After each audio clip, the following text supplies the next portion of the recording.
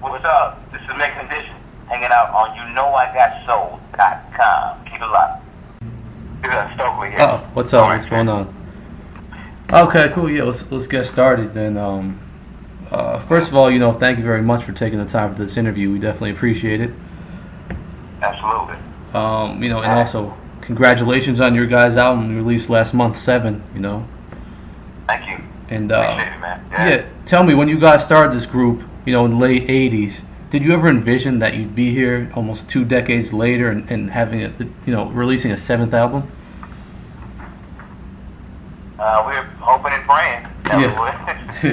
We had a great beginning, in that a lot of people were looking at us and got picked up by Jam and Lewis. So, I mean, that was a blessing, and it just kept continuing from there. And they let us know the importance of, being in this business, trying to make your mark, and really trying to make some classic songs, some things that are going to move some people. So as we went on, we realized that we wanted to be a group that had an actual career, first of all. Yeah. And they kind of helped set the tone for trying to be a businessman as well. Yeah. In music, because music is our passion, but you got to do the business first. It should be business music, but it's we've managed to do at least some of what they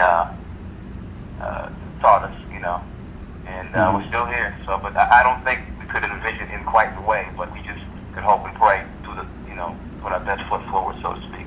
Yeah. Cool. How would you say this album has been received by your fans, compared to your previous albums?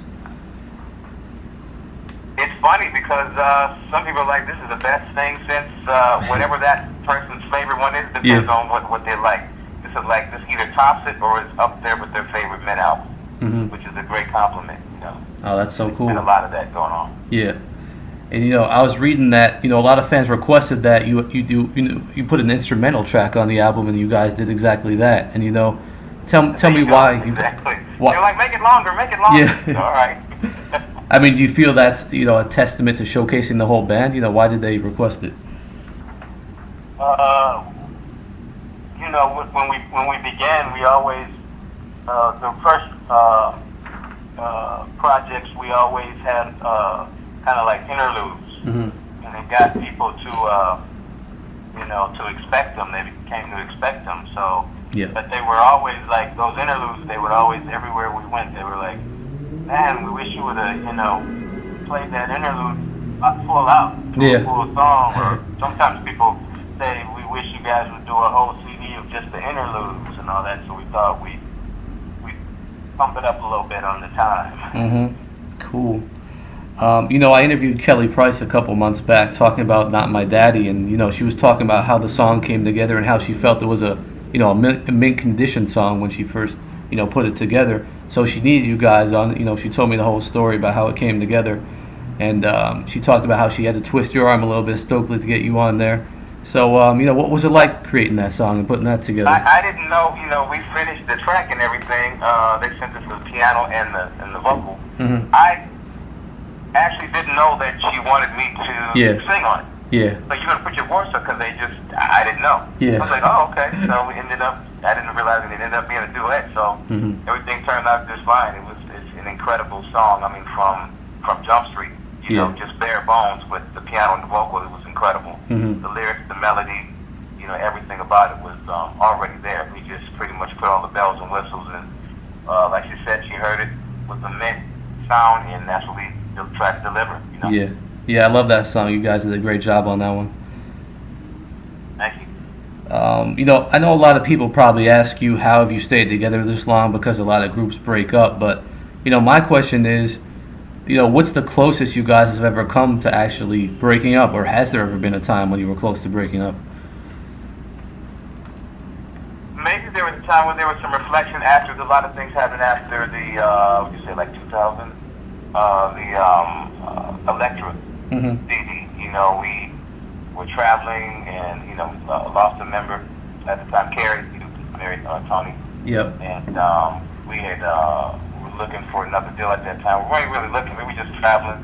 We were taking classes and things like that. And I don't know if it's so much as a breakup. We just it was a natural progression of when you're together that long. It's like you do music so much. You're trying to figure out what else can you do in life to to enrich your life. Yeah. I think that all along, there's always moments of like, man, you have, it's challenging to bring around your folks, your people. Just like, man, certain days you just are tired. You don't feel like going into punching in the clock some days, for whatever reason. But we all know that we're definitely, a small percentage of people who really do what they love to do. Yeah. So I mean, I think it really kind of sobers us up pretty quick. At least it does me. I'm like, you know what? I don't have to be here doing this. I could be doing something else that I hated doing years ago to get to this point. I mean, but everything becomes like that. Every life is challenging. So no matter you have the best job in the world, at some point it's going to be, you just got to put everything in perspective. But that's probably the closest where you're just looking at, that time between living the luxury brown and life's aquarium. We're just doing different things and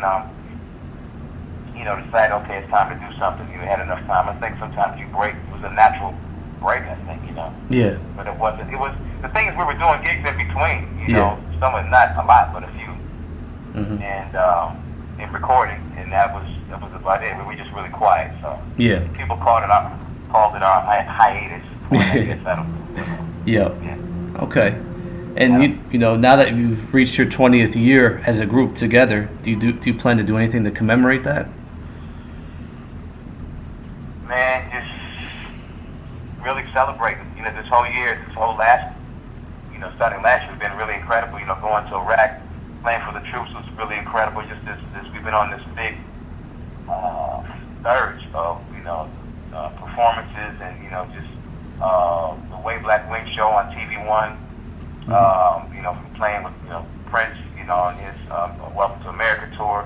Last year, starting some of the stuff with him over in Belgium and France. Touring this year and everything. It's just been a really incredible ride. So I mean, it's we're always we just trying to do bigger, better things. Doing some productions coming up. Be hearing some things coming up. Yeah. A lot of projects and everything that we're doing. So we're really just looking at spreading our wings, and so people really hear of us on many different levels. Yeah. Okay. And you mentioned touring with Prince. How did that opportunity come together? Well, he'd been talking about doing stuff with us for a long time around. We all kind of play, locally with different groups around town. He would, kind of pop in, to come and jam with, a group here, a group there. And he'd love to hear, local talent. He's got a lot of Minnesota pride, Twin Cities, where he's from. So he loves it. He loves to play. He loves music. Loves being stimulating, seeing what's new, who's doing what. And I know I've talked to him on a couple of occasions, like, I want to do something when you guys think about playing me, and I'm like, that'd be great. So I mean, never really thought too much about it other than you just take it with a grain of salt. If it happens, that'd be great. Yeah. Other than that, we just keep stepping and making our own trail. Because we have our own little corner that we sit in that we've had some success. So I think people can respect that when you kind of done your work, your homework, and you do the actual hard road work. The years of just doing what you do. Trying to stay in the game, because that itself